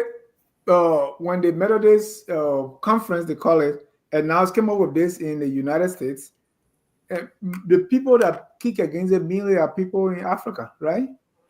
The people outside, because it's like here in America, the church, they have moved on. Now people in Africa who accepted the gospel from, I will say, from the West, saying no. Are we trying to be more Catholic than the Pope here? There is one thing that confuses me the most, as I involve as a human being, is the whole issue about God. And then the church in particular. I am confused. I have no respect whatsoever for the institution called church anymore. The lies, the deceit is just overwhelming, the contradictions. The church teaches us to love our brothers and sisters, but the church was very complacent when slavery was happening. In America in particular, the Southern churches, they were even providing justification why blacks needed to be enslaved. Some of them even quoting the Bible. So we black people were introduced to the white God after we were enslaved so that we can become obedient and not resist. And part of the teaching was, if you are a man, you can only have a relationship with a woman. And now the very white man that brought that so-called religion on us is going against his own teaching, and we held onto it. We are resisting what they taught us. And they are telling you that, no, we're changing the game. And we said, no, the first one you taught us was good. Why you want to change it? But first we'll go in court. Yeah, this is what they always done. And the sad thing is, we Africans are not thinking. Go in Nigeria. Go look at the churches. All right? See people rolling on the ground because the white man, introduced a white Jesus to them. They don't even understand where the Bible comes from. They don't know what the original Bible is in the first place. Some Christians, you can't even question the Bible. You can't even question the whole idea about God. Some people listening to me right now, they even want to kick me off this platform. Yeah, I'm going to get calls after the show. Yeah, and then as you're going to get calls. And we have to start thinking. It's the same thing about development that we're talking today. It's the same thing about progress that we're talking today. Why are we not being able to bear roles in Liberia? Why are we struggling with that? But let me come back to the topic. So then it's to see the church, the African churches are resisting this. This is not the thing they need to resist. They need to resist the whole idea of this white Jesus, of the whole Christianity that was brought to us. We need to obey, the very person that baptized you enslaved your parents. And he's telling you everything about them is right. I mean, why? Yeah, but to that point, Christianity reached Africa. It wasn't through the Europeans and all that slavery they used, how to use the church for slavery. The Ethiopians, Jimmy, where all your church headquarters are, man? The church headquarters? When I was in Monrovia, if you don't have a church connection in America, that church is not considered anything. The seat of the whole Catholic is in Rome. I have a friend, they were just practicing Latin songs, not cruise songs. So we can't really separate the West from Christianity anymore. This could take a whole different road, because I can tell you, if to any Christian, they will know that even the Catholics are not following what Jesus Christ said. If the Catholics not following, they are not following what Jesus Christ said. They have changed it. You know what they did? They used to receive bribes to forgive people. The kind of things that have happened in the Catholic Church. This program is too small for it. Yeah, but the kind of things that have happened in the Catholic Church. You know what I mean? So, but I want to say this: that if you go to Ethiopia today, you will see the Ethiopian Bible. The Ethiopians were one of the first that Christianity reached. If you remember, there was a story where Philip. Jimmy, I know that story, but now today, Okay. God said, if you bless Israel, I'll bless you. And he said, bless Ethiopia. But now, how has Jesus traveled from that Israel from the Middle East now? He's in America. He's in Rome. He's in Rome. Everywhere they have in there is a different flavor to it. Well, I would never, anywhere I see a white Jesus, blue-eyed Jesus, I would say, but what time you ever see a Jew from that area with blonde hair and blue eyes? The people are, yes, they are trying to impress you, but you need to be smarter. Today, the world is much more advanced. You can find out no way he could have resembled that, but they try to make it in their image to promote themselves. That has been the problem. But the words, the power of your faith and Christ is still there. It's still there. So you just have to weed out all the Let me bring Morris in because let Morris come in. Let me bring Morris in. Morris is from the Islamic background and he's open-minded too, because this is not Anthony. What you say is not just a Christian. Islam has the same, our people were worshiping until that guy, Masa Kanga went over there. He said, he took all our money, and today we're still broke. So this problem is deeper. Yeah, but Morris, my question to you is: if they brought everything about God to us and we accepted it, that's how we started wearing suit in church. That's how if you baptize, your name changed from William God to Isaac. I know people. I have a friend. His name, he was Swan. Swan. Swan is very popular. But Swan, if you look at the deep meaning in the Kru speaking, is poverty. So he's like, what? My name is not Swan. I'm not poor. So today he started calling. He called himself Israel. We want to go back to it. So if the people brought everything that we have accepted, why, and they made up, just like when we first took the Pledge of Allegiance, they didn't have honor God. Later on, Americans inserted honor God. When we first took our Decoration Day, it was also Decoration Day. So they updated there to something else, which is the Memorial Day. Yeah. So when the people keep updating, we should update too, else we'll be obsolete. So if they brought Christianity to us and said, same-sex was abomination, now they say, hey, we're having some update here. Since we know how to swallow everything from them, why we can swallow this one? It's hard, Dennis. And this is, I mean, we talked a little bit about this before the show started. So part of the reason why Liberia is vulnerable to these kind of influences is because for close to 200 years, our identity was taken away. Most of our people don't have the quote-unquote identity of what Africa or blacks represent, because so much of the Western influence, like you just elaborated on some of the examples of it.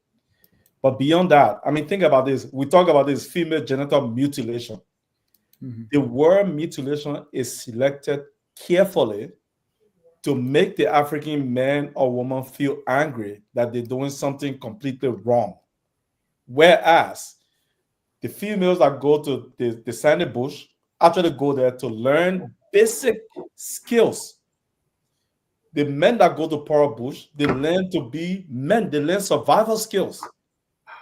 But they come from abroad and come and say, oh, no, this thing is unacceptable. You can't keep doing this thing. Because if you do this, there's health hazard to it. There's, some sort of teenage marriage that you're doing, underage marriage that you're doing that is unacceptable. However, they take all of our religious prelates and take them to a Western country and sit down in a conference and say, you know what? It's okay for a man and a man to get married. It's not in our value. It's not in our culture.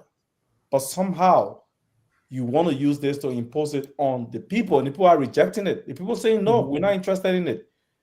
But think about this, Dennis. If you look at the Ghanaian government, several other governments have taken a very non-compromising position on it. Whether that's senators, that presidents, they've spoken publicly to repudiate any endorsement of such practice. In Liberia, we're still such a massaging it yet, because we are afraid that we don't want to get the Westerners upset in a way that if we get them upset, then something will happen to us. I think that's what our problem is. There's some sort of identity thing that is happening with Liberia that makes us a little bit, intimidated with the West. I don't want to go into the too much religious thing about it. I'm trying to be very careful not to offend people because, I have a different belief system. So Yeah, it's true. So where do you think this Methodist thing going? You think the church in Liberia eventually going to split? I mean, so it's difficult. I'm really sorry for the messengers, because if you come to the conference, you are required to take that message back. Now they caught up between the rock and the hard place. You come to the United Methodist Conference. They give them the option. They said they don't have to. They give them that option. But they did? Yeah. But I don't know why they're trying to impose on the people. Then they should have taken the position clearly and say, okay, Maybe this thing involved too. Yeah, because when I saw it on TV the last time in America during the conference, there was a Liberian prelate who really spoke against it at the time and said, I cannot take this message back to my people. He said it publicly. I saw it on TV. I watched that. Now, I don't know. Maybe you're right. Maybe there's, conditions attached that if you don't accept it, you don't get certain financial support for your country. Maybe. I don't know too much about it, then it's so unfortunately, but it's something about identity that is affecting the way that we operate with these Westerners. We are not able to say no to them. I don't know why. Just say no. But it's hard to say no. Yeah. All right, ladies and gentlemen, if you're watching and you want to be part, please call 605-313-6004. The code is 791-403#. They are the Methodist Church. They were outside. Take a listen. What did you do today?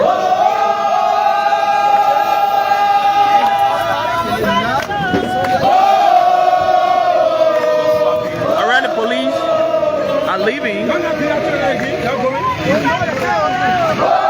While we are here, you see the United Methodist, Sister United Methodist member, after being denied of entering the church, they are now worshiping outside of the church. So there's a service going on right now as we speak.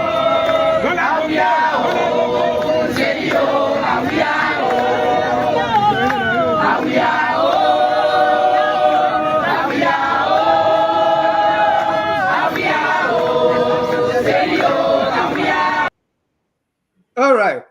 They were doing it outside, Morris. This song sounds like the song Junior Capita was. Yeah, go. Oh, we are go. Now, Now we are go. That is, you know that the same people. So Richard Baba says money. Richard Baba says money. Right?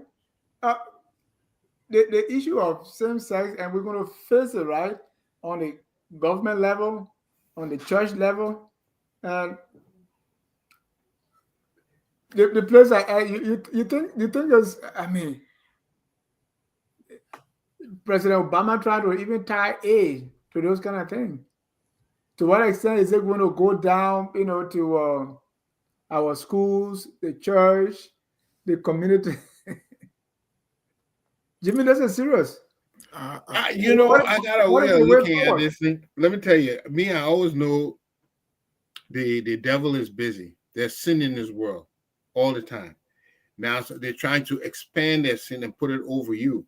You will have to always be very strong in your faith. You can't be, you have to know your doctrine. So when you hear this false preaching, and you can distinguish it that is false. And you can and determine the difference. Okay. Even Jesus Christ is mentioned in the Quran, I think almost 25 times. You see more times than in the Bible. He's called Isa ibn Maryam, Jesus the son of Mary. Okay, so there was a personality that was very remarkable but the way these people are framing it and are twisting it, they're doing it for their selfish purposes. We have seen this worse.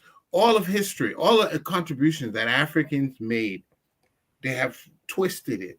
They have always perverted it, to the point that they wouldn't give us any credit for our own creations. So you got to realize that some of this is in line with that they are to doing give things. you the credit. Huh? You know, the young Billy go say, if you don't throw yourself, nobody will throw you up. That's why when you see the young Billy go war, just jump up. Yeah. That's Who's to give you credit? That's what you have to know your doctrine and have and study it. So when false teachings come to you, you can distinguish and you say, this is false. This is not correct. And you may be a so-called person up on the pulpit, but you don't belong there, because what you're doing, you are a false preacher. And you have to be strong enough to know that. And once you're strong enough to know, no one can fool you. You know, because that's the whole intention, to make you lose faith, make you lose. Because like right now, Anthony said he doesn't have much faith. Oh, that's exactly where they want you. You don't have faith, so you will never pray. So now you're an easier target. But when you are a praying, faithful person and trying to do your best to understand what is your mission here on earth, they half of them to move you. But when you don't have that anchor, it's easier for them to deal with you ruthlessly. So that is some of the intended purpose, is to make people lose their faith. The writer said they told us to close our eyes, and when our eyes are closed, they took our diamond, they took the gold, they took everything. And then they tell us, you know, if somebody slap you in the right ear, turn the other cheek. If someone forces you to take their load for 1 mile, go 2 miles. But the people who said it, they never did, and they never will. But let's close, gentlemen. I don't think we have callers here. Okay. So let's close. A summary of the issues that we discussed, and let me get your parting comments. Mr. Sear, you are very eager to start, so let's go. I wanted to close on this. Go ahead. I wanted to close on the church thing, and I think I've experienced the good side of the institution called church. The Catholic Church in particular started in Sastan, my hometown. They started there with a school. So if you went to Grand Cru, Grand Cess, and Sastan, you'll get to know that most of the leaders of Grand Cru County, from the very founding of our country, come from Sastan and picked and said where the Catholic Church started. So, many people that came from other places, from Grand Cru, they went to Sastan and Grand Cess to get education. There where the church started. So the church brought Dodoquin, for example, where you started as a mission school.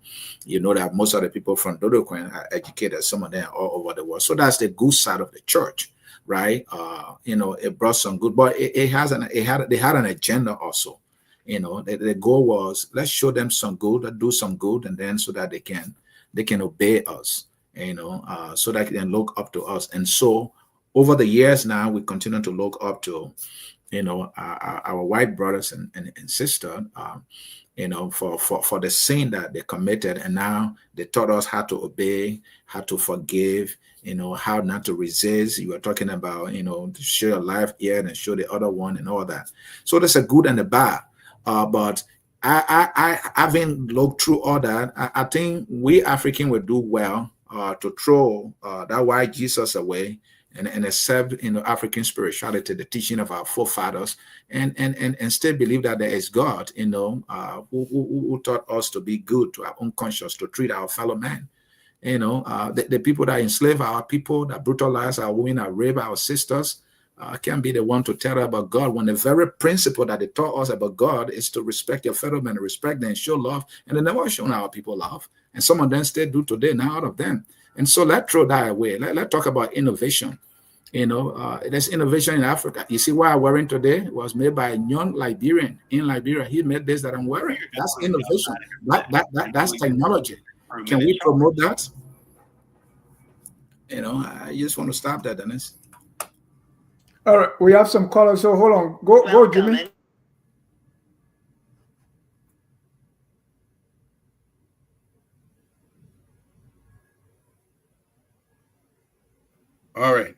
we started talking about Buckeye's replacement for Grigsby. And that's going to be a stretch. You know, I'm one other person. Hold on. Let me bring on one caller, okay? Okay. Caller, go ahead. Your name and where you calling from? Yeah, this is Steve. Hello. Hello, go ahead. Yeah, this is Steve McGill, Dennis. Go ahead, Steve. Hello. Yeah, basically, I had technology problems to get into the call, but the topic is very sensitive and it's a good topic. First of all, going to the parole board, I think it's a good gesture, and my contribution that I would have loved to see factor in there would have been the government coming up to this statistic of each of the prisoners in prison, register those prisoners on their different counts of criminal activities. So, say for example, those who are in jail for rape, those who are in jail for sexual harassment and all of that, there should be a sex registry to have everybody who got involved with sexual conduct or misbehavior that have been stuck in there to be registered. And then for those who have juvenile issues in those areas, they have to carry on monitor on their feet and foot to decongest the prison. So, for example, sometimes people will get people in jail and keep them overnight. They won't even go through due processes.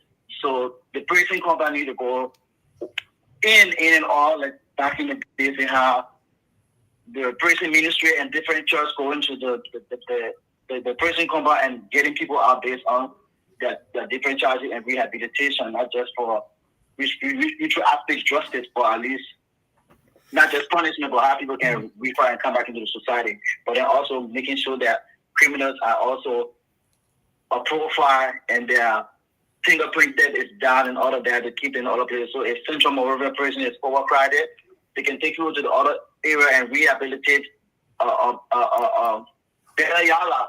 I mean, for high-crime criminals. Bella Yala is no more. Yeah, but to have a prison to put high-crime criminals away from the other prisoners to decongest the prison stand, which is a good gesture. And then to old papi passing, that's someone I knew through my uncle. I know he was good, and we just want to say sorry to the family and say sorry to Liberia as a whole. We pray for the family at this time of mourning. The region West Africa is mourning in a sense that in the last week we had the helicopter crash in Ghana, about close to 4 or 5 cabinet members is no more. We're looking Liberia. There are a lot of mourning going on, and now we have a CM, a government official who's died. But also in a few days, there'll be a lot of young people dying in Liberia too. There are a lot of mourning going on. We need to look into that, what's happening, and then also check the health system. I know when Buckeye's came to power, he said that he will seek medical attention outside. He was UTFK. We want to see more of those ministers in area to use the public facility, even if you're going down to Slipway or Clarity or whatever, to encourage other people to seek treatment at home because it is so expensive. Our money is being spent on tourism, medical tourism. Ghana is number one. I've taken family members back to Liberia from Ghana because they couldn't have help in Liberia. India, Egypt, likewise, let us put more into the health system. Let us re-jump the health system and do the needful things for the Liberian people. We're not hearing about the people who are in position and power, but there are a lot of people dying to little things. I mean, and it's just unacceptable at this time in Liberia. And then also throwing light on the Methodist crisis. Let us be very, very cognizant and looking at what is happening. It's not just Liberia. It's a global debate. We can see today in the United States, this is part of the same issue that came out to gay marriage. We need to separate the whole issue of gay marriage, same-sex relationship. Yes, our culture do not accept same-sex relationship, however, but I think this is one new thing that everyone is afraid of, or everyone don't want to talk about it, but it's existent and it's happening in Liberia. We know that it is. However, there's also deeper politics beyond the surface of what is unfolding in Liberia with the Methodist Church. Saying it is that every video that comes out is about one bishop, which is Bishop Choir, And I don't just think it's a message that is required brought to Liberia. Having been a Methodist and a Methodist myself, knowing that the former Bishop Pula's youngest brother, who is a bishop, was also at that conference. So what is happening in the Methodist church is about power dynamics. There's corruption in the church. There are a lot of issues in the church, but there's one issue that everybody is canvassing and pushing towards into the public domain is about the same-sex gay marriage. How beneficial is gay marriage to the Liberian gay community, the Liberian gay society, or even to our traditional marriages? Can we see? So there's the one thing that will bring up, that will put into the demand to disturb people and put away issues to discuss. But it's more than just that and just that. And I think it's all political. We know that the church has become so politicized in the way that everybody's fighting to put their agenda across and using the platform. Let's keep our eyes open. America has done it. Election was the same thing today. Everything in America is the church. The church is powerful. If the church in Liberia was as powerful like America, they will untune election and untune different things. So the bishop's decision, I think it would be good for you, Dennis, to also bring the bishop here and have this conversation, and then also have them talk about those issues so that people will understand. And then for the by-election in Nimba County, I will be suggesting and promoting younger generation, younger people, for the fact that we have older people running the show over and over, coming out. Let's find a young person in Nimba County, let's find a woman in Nimba County. So also that's my contribution for tonight. I'm going to thank you, Dennis. Thank you. Yeah, young. Anyway, Kalebo, you alive? Yes, Dennis. Tonight, I think your technologists fail you. We're three in the room, and you said there are no caller. People should make that closing statement. But here is my little comment here. I listened to the show. I missed most part of it. But on this issue of the same-sex marriage, I listened to one of the Methodist people yesterday. And one of the things that was even shocking to me, I believe the Methodist Church or Westerners are trying to rewrite the Bible as they've done over century. They in a book of discipline, the Methodist book of discipline, they according to this guy, he's saying same-sex marriage is just one of the issues, but that's the one that angers most Africans. But at the global conference, they're even saying that fornication is not sin. He's saying they actually rewriting many or they changing most of their rules. So same-sex marriage is having to take over, it's taking over the discourse, but there are many things that are changing that people are not even talking about, that actually wrong, contrary to the principles of what Christianity stands for. Christianity talk about one man, one woman, how the two will leave their parents and go and become, I think the book of Corinthians, So instead of changing all that, so they're trying to rewrite the Bible. When I listen to Morris, when Morris was talking about the issues you're raising, for me, fundamentally, I think the problem we have in Africa is lack of leadership. Particularly in our case in Liberia. Our government, because our government was started by settlers, they did not develop the chieftaincy system in our country. Because we preserve our tradition by the chieftaincy system. If you go in the former British colony like Sierra Leone, Ghana, Nigeria, the chiefs are powerful. It's a structure the British use to check the population in check. In Liberia, you go into some of the villages, you see them in Atanchi. In fact, you go to my village, my little nephew, I think he's about 27. He's a town chief. In fact, I just had a promoter in the zone chief now. And I just started laughing. I said, how can you have been zone chief? But because we didn't develop in this, so there's now a clear lineage system, succession in our chieftaincy. Anybody can be chief in Liberia.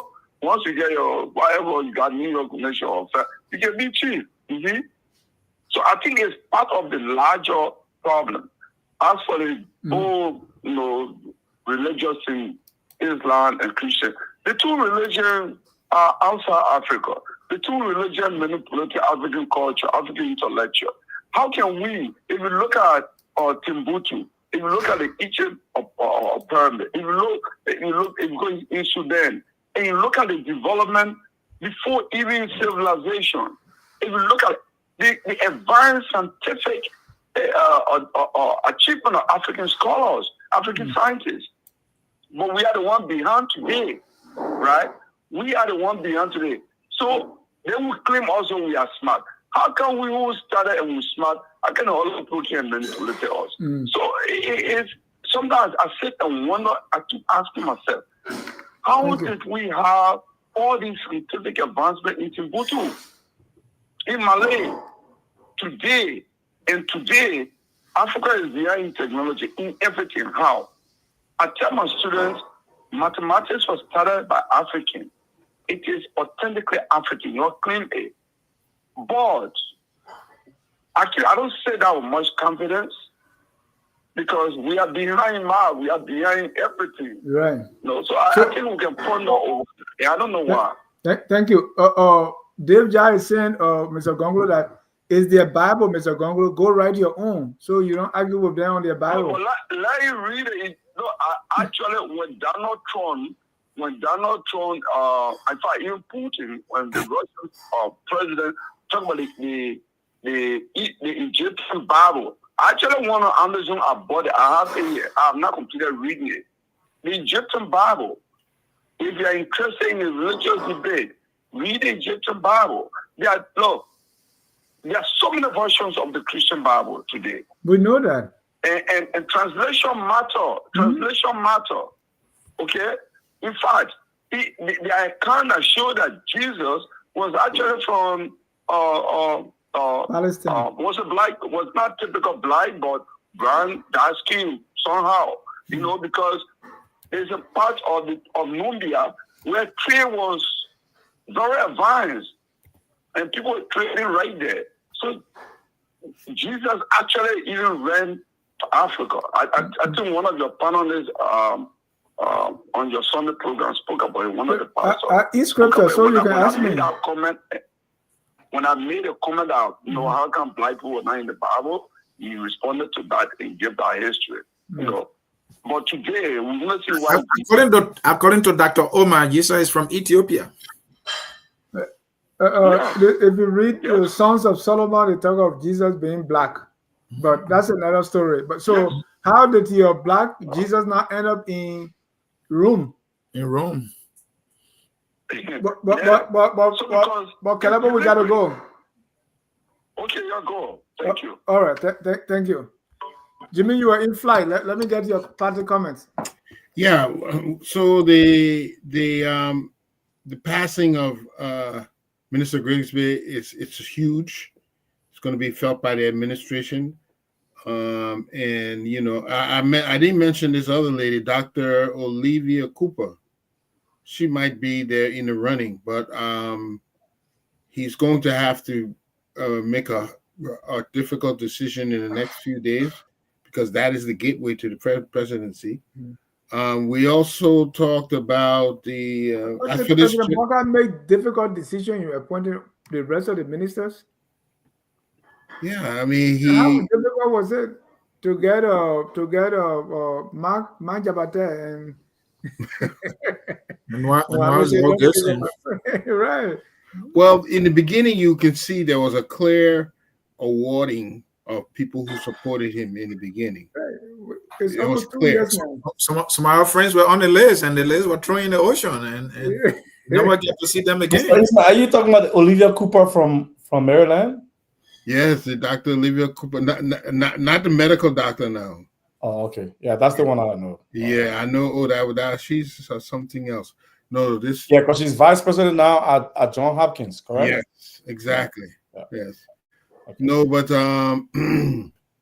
we will see. It will be an interesting pick because it will lead to the shape. Sorry he's gone, because I meant to meet him in September. But Jal going to burn you wire for superintendent, but Yeah. I'm not gonna meet him again. Somebody told me to wait. Brother Grigsby couldn't do it for him, man.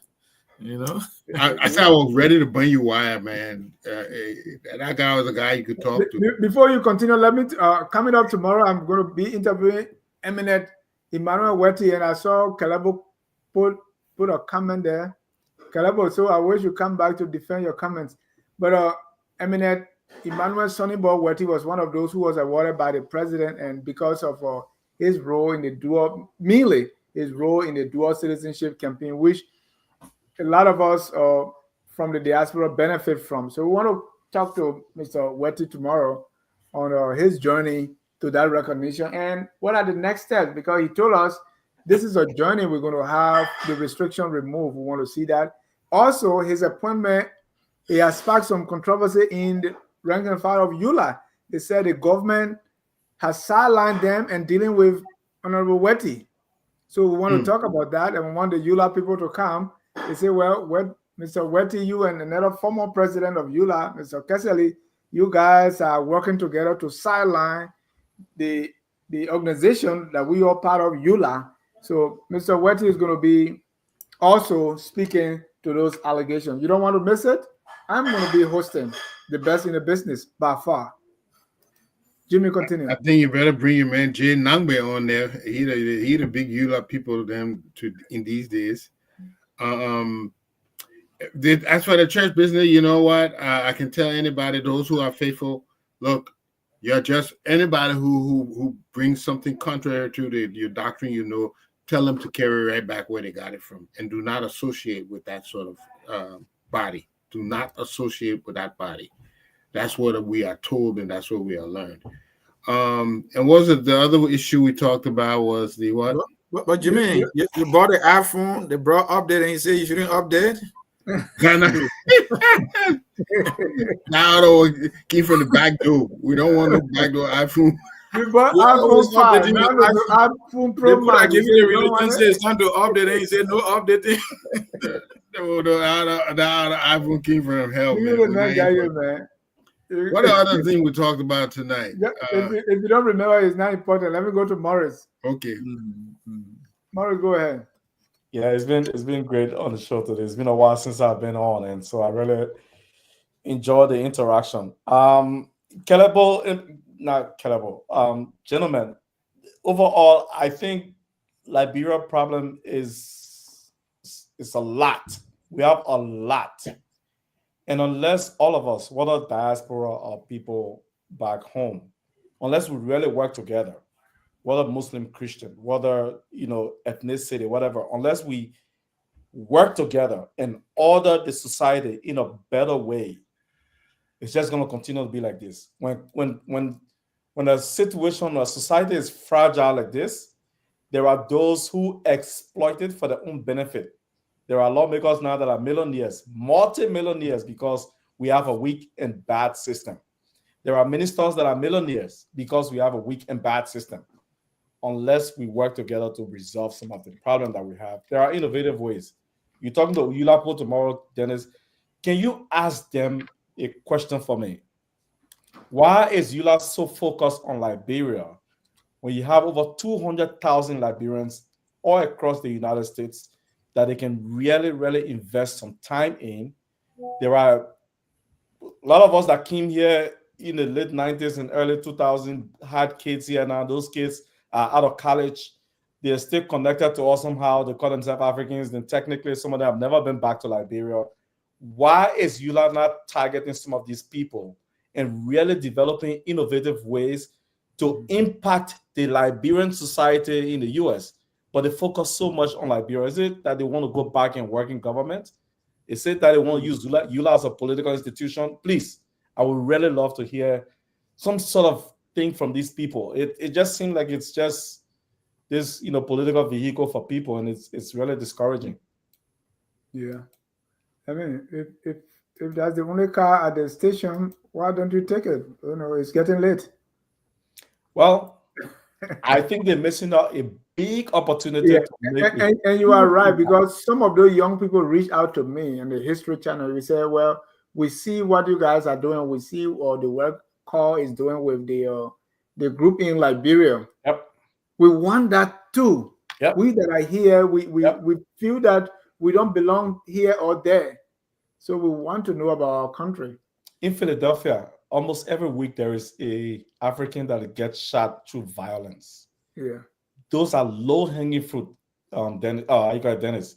ULA can organize something that is just around youth consciousness, what it means to be a Liberian, what does it mean to be an African? How can you separate yourself from being, you can still be an American, still be an African. How do you even start the conversation? Why are they not thinking about these things? It bothers me sometimes, but I'm sitting way in the corner in Massachusetts. Where, No, but what I advise you is join your local chapter there in Massachusetts. We used to have one in the Merrimack Valley, right? So be a part, and then you can champion those, or you speak to me. I'm speaking to you now. Right, you got to do officially. I like the way you are looking at it. The reality is that UDA was organized to agitate, all right, and also being used as a vehicle to get back to Liberia and get in power. And so it is that same foundation that how it will be, and that's why they follow through. I know they try to advocate there and then leaving the youth out. So yeah, must say I'm a big critic of ULA, but the reality is that our big brothers too need help. They need all of us. And until we all get in a room and try to add these other important things to it, they will not happen. It's sad that ULA is not even able to raise a single $1 million in a year in America with all the money here. The highest amount I've ever heard about ULA was when my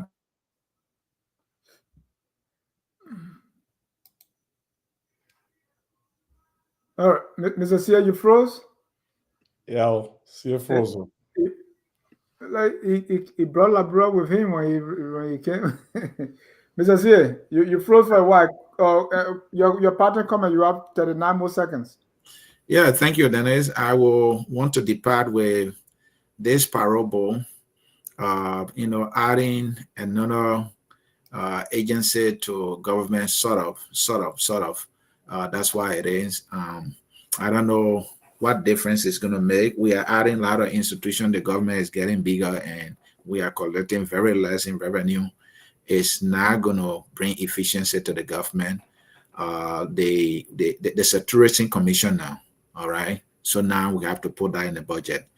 Can we play emphasis on that? Other countries are raising billions, all right, in revenue just from tourism alone. I don't know of any country that's so unique when it comes to tourism in Liberia. The history of Liberia alone, the landscape itself and all that, maybe we should put time in that. When we start getting billions from tourism and then we'll start talking about the parable, then we'll have the money that we need. That is something that is important. Thank you, Mr. Sia. Thank you, gentlemen, for tonight. Thank our viewers. Again, join me tomorrow for the interview with Mr. Wetty. Also, tomorrow we'll have Abby Tyler Healthy Living at 7. So please join that. With everything we do, health matters. Health is wealth. And I'm going to join you with Eminem Wetty. I know how to push him for him to talk. Right. Let's do that. And Morris, you're welcome to come in. Yeah, Morris. I listened to Dr. Famula. He said our mom are not gone, so it's better for us to talk than to fight. So let's keep talking. Let's keep talking. What we do here is to provide a platform for an exchange of views. And I'm working on a little project. This project here because I started working on it in Liberia. Right. By the time you say something, they tell you your tribe or your political affiliation. Just say anything positive about Blackite now, it means your Unity Party. Say anything positive about We Are, it means your CDC. Say anything negative about We Are, it means your Unity Party. I mean, that kind of way. When I said, I was interviewing Mr. Wetty on this dual citizen, because there are a lot of things building up, even from the ULA end. And somebody posted and said, oh, you're promoting your man because you're from the Southeast. That's the only way we see things. So I'm developing this project where I have an article, write an article, critique, and then you have a rebuttal. And you read 2 articles on the same subject and 2 of opposite, but 2 of them make sense, right? I want to encourage this idea that people can disagree without being disagreeable. right? I'm showing you examples right here. This guy doesn't even know me. You say United Party that my government. Right. Because whatever you say, we don't know how to even engage in an academic exercise. Mm-hmm.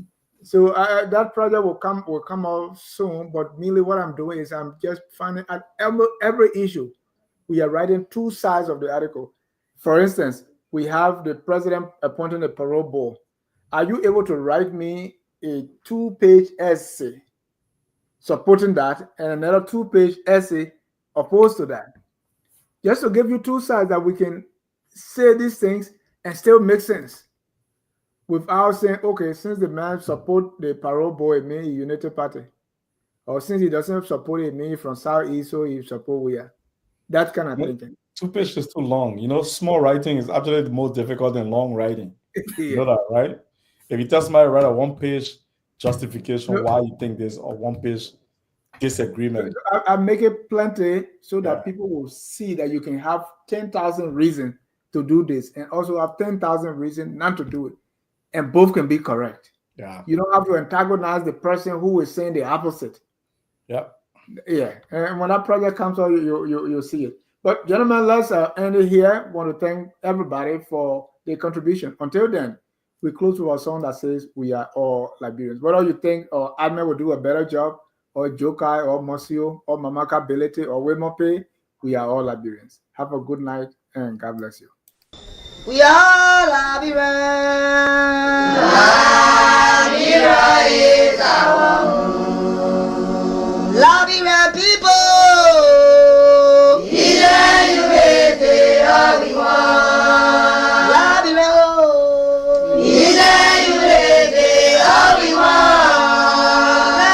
Liberia.